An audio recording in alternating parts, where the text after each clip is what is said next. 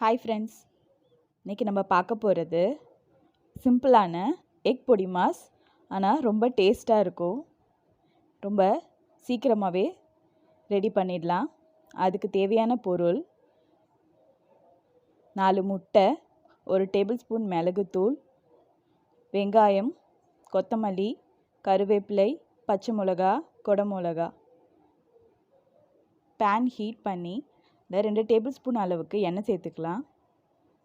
எண்ணெய் நல்லா ஹீட் ஆனதும் நம்ம எடுத்து வச்ச 4 முட்டையை சேர்த்து இதுக்கு தேவையான அளவு உப்பு சேர்த்துக்கலாம்.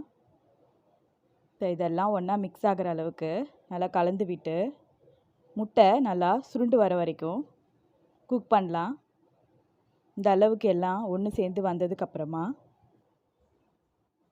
நம்ம எடுத்து வச்ச வெங்காயம், கொடை மிளகாய், பச்சை மிளகாய், கருவேப்பிலை இதெல்லாம் சேர்த்து ஹை ஃப்ளேமில் ஒரு 2 நிமிஷம் நல்லா வதக்கி விட்டுக்கலாம்.